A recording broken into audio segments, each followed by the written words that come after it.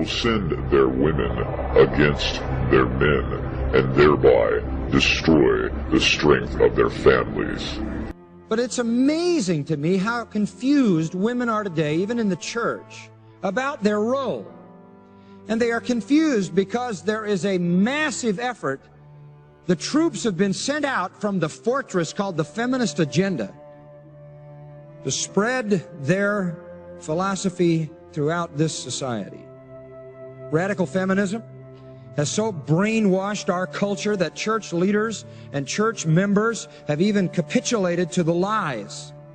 And as a result, marriage and the family, the primary building blocks of social and moral order, are in shambles. Much of this can be laid at the feet of the feminist movement because it has overturned the thinking of women so dramatically that they have abandoned their God-intended role, and consequently, the family has felt the consequences. Untaught Christians have become prey to the ideology of the feminists. And frankly, most of us probably have no real idea of what the feminist agenda is at its core. It is frightening and it is fatal. What the public sees is that women want equal pay. What the public sees is that women want to be free from certain social strictures. But the real agenda is much more serious. Listen to it. Gloria Steinem, editor of Ms. Magazine, quote, "By the year 2000, we will, I hope, raise our children to believe in human potential, not God." Satan's ideologies can't ever just stop with social issues. They always go to theological ones. Radical feminist leader Sheila Cronin, and you've heard the name, I've heard it so many times, she says this: "Since marriage constitutes slavery for women, it is clear that the women's movement must concentrate on attacking this institution. Freedom for women cannot be won without the abolition of marriage." As far back as 1971, there was produced by these feminists a document called the Declaration of Feminism. It says this: "The end of the institution of marriage is a necessary condition for the liberation of women. Therefore, it is important for us to encourage women to leave their husbands and not live individually with men. All of history must be rewritten in terms of oppression of women. We must go back to ancient female religions like witchcraft." By the way, this is largely lesbian-led, and that's why they have that attitude toward men. Annie Laurie Gaylor, writing in The Humanist, July-August 1988, has an article called Feminist Salvation. This is what she says. And this affects the elite thinkers at the university level, and it gets taught to the students in the system. So it works its way into the culture. She says this: "Let's forget about the mythical Jesus." Again, it never stops with a sociology. It always has to ascend to a theology, because you've got to get God out of the picture so you can make the Bible a non-issue. "Let's forget about the mythical Jesus and look for encouragement, solace, and inspiration from real women.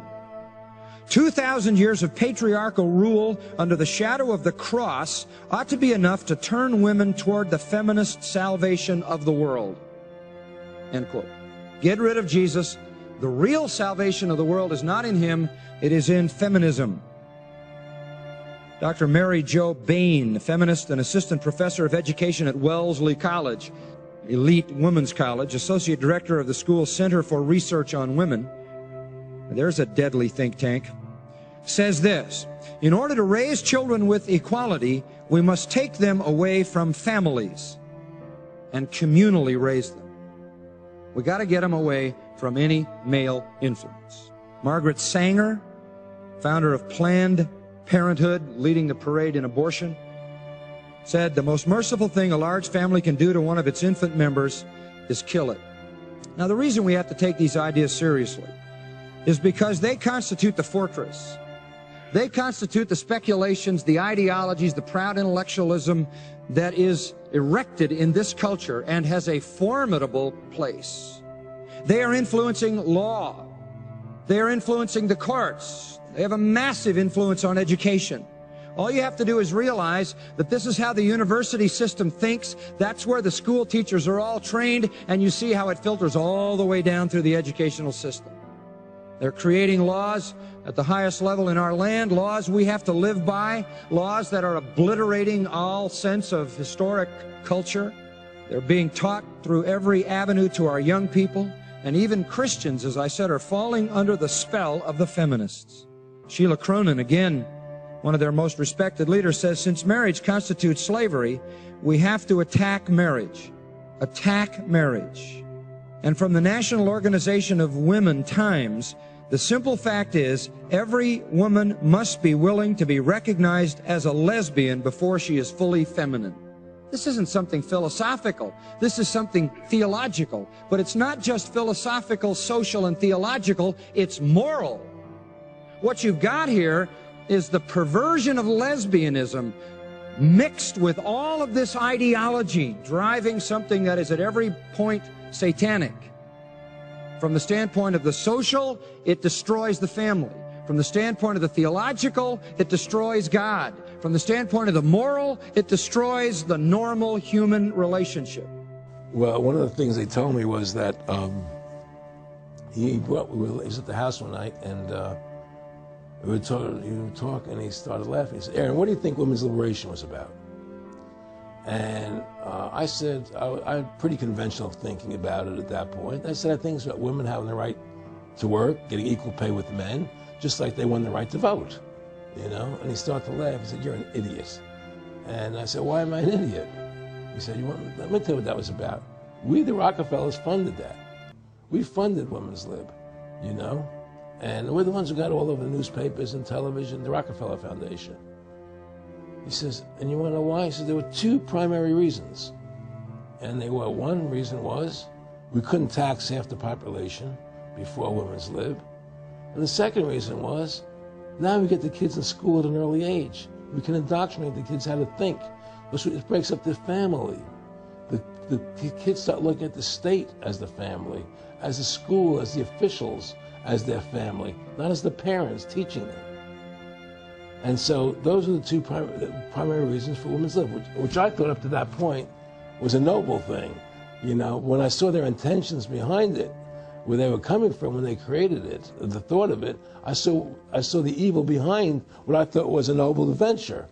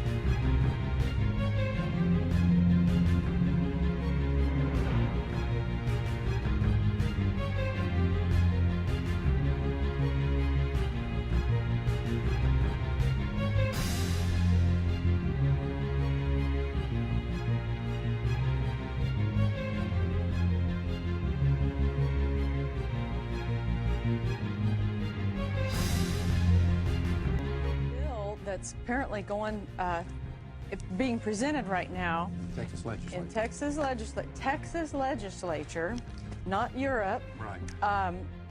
If lawmakers approve this bill, then moms who kill their babies, up to 1 year, mind you, can get off because of postpartum psychosis. Postpartum depression will be a defense for murdering a baby up to a year.